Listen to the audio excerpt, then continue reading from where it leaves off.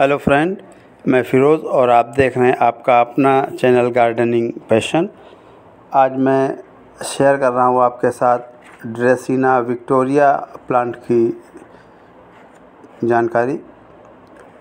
इस पौधे की केयर आपको कैसे करनी है, कब इसको आप प्रोपगेट कर सकते हैं या इसकी पानी की रिक्वायरमेंट कैसी है,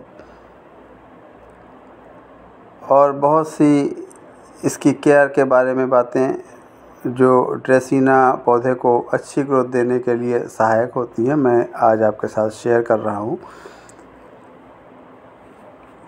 यह शेड लविंग प्लांट है और इसे आप इंडोर लगा सकते हैं। इसको डायरेक्ट सनलाइट में, जहाँ पर बहुत तेज़ धूप हो, वहाँ पर इसको ना रखें। और इस पौधे में अगर हम पानी की बात करें तो हमेशा इसकी मिट्टी को चेक करते रहें और चेक करने के बाद इसमें पानी दें। इसके साथ ही कभी भी इस पौधे में ओवर वाटरिंग ना करें। अगर आप ओवर वाटरिंग कर देते हैं तो इसकी जो पत्तियां होती हैं वो ड्राई होने लगती हैं, या कभी कभी ऐसा होता है कि आप इसकी मिट्टी को पूरी तरीके से सूख जाने देते हैं। इसकी गमले की जो नमी होती है वो पूरी तरीके से ख़त्म हो जाती है और उसके तुरंत बाद आप अचानक से पानी देते हैं तो भी इसकी पत्तियां ड्राई होने लगती हैं और पीली पड़कर झड़ने लगती हैं। इसके साथ ही अगर इसकी पत्तियां भूरी हो रही हैं, ब्राउन पड़ रही हैं, तो या पानी की कमी की वजह से होता है, और ऐसे में आप इस पौधे में पानी की कमी ना होने दें। अगर आप इस पौधे में नमी बनाए रखते हैं तो ये पौधा अच्छी ग्रोथ करता है। इस पौधे की मिट्टी को पूरी तरह सूखने से बचाएं और ओवर वाटरिंग भी होने से बचाएं। दोनों ही हालत में ये अपनी पत्तियों को ख़राब करने लगता है, भूरी पड़ जाती हैं या पीली पड़कर गिरने लगती हैं, या इसकी पत्तियां नीचे से झड़ने लगती हैं। कुछ जो मैच्योर पत्तियां होती हैं वो एक समय के बाद तो झड़ती हैं, लेकिन अगर ज़्यादा पत्तियां झड़ने लगें तो आप इसकी मिट्टी को चेक कर लें कि कहीं इसमें ड्राइनेस बहुत ज़्यादा तो नहीं है या ओवर वाटरिंग तो नहीं है। अगर ये सब बातें आप देखते हैं तो ये पौधा आपकी अच्छी ग्रोथ करता है। इस पौधे को ह्यूमिडिटी बहुत पसंद होती है, इसलिए इसको बाहर रखकर, जहाँ पर छनती हुई ब्राइट सनलाइट मिलती हो, वहाँ पर रखकर इसकी मिस्टिंग भी करते रहें, जिससे इस पौधे को ग्रो होने में सहायता होती है। इसके साथ ही इस पौधे में फर्टिलाइज़र की जो रिक्वायरमेंट होती है वो आप स्प्रिंग सीजन में या अक्टूबर के माह में पूरी कर सकते हैं, और इसको फर्टिलाइज़र के रूप में काऊ डंग, वर्मी कंपोस्ट दे सकते हैं। इसके साथ ही इसके पौधे की पत्तियों पर सीवीड का स्प्रे कर सकती हैं, या इसकी मिट्टी में भी सीवीड का लिक्विड दे सकती हैं। इसके साथ ही जो आप इसकी सॉइल बनाती हैं उसमें नीम खली और बोन मील भी अगर मिला देते हैं तो ये पौधा बहुत अच्छी ग्रोथ करता है। इस पौधे को रूट बाउंड होना बहुत पसंद है, इसलिए इस पौधे को बहुत ज़्यादा बार बार रिपोर्ट ना करें। जब इसकी रूट थोड़ा सख्त होती हैं, थोड़ा गमले में बहुत ज़्यादा बढ़ जाती हैं, तो ये पौधा ग्रो करता रहता है।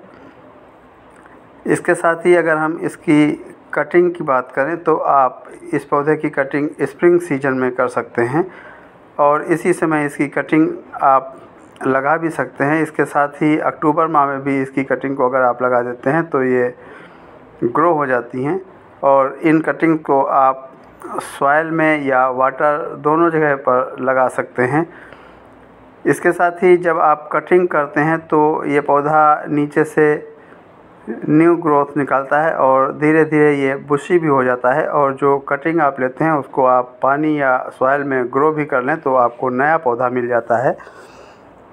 इस पौधे की हाइट जो होती है वो 5 से 6 फीट तक होती है। इस पौधे को जब भी आप इंडोर रखें तो आप ध्यान रखें इस पौधे में कभी ओवर वाटरिंग ना हो, या इसको बहुत अंधेरी वाली जगह पर ना रखें, वरना ये पौधा अच्छी ग्रोथ नहीं करता है। इसको ऐसी जगह पर रखें जहाँ पर छनती हुई तेज़ ब्राइट सनलाइट मिलती हो, लेकिन डायरेक्ट सूरज की रोशनी में इसको ना रखें। ऐसे में अगर आप बहुत तेज़ धूप में इसको रख देते हैं, ख़ासकर अप्रैल के बाद के मौसम में, जो मई जून जुलाई का मौसम होता है, उस समय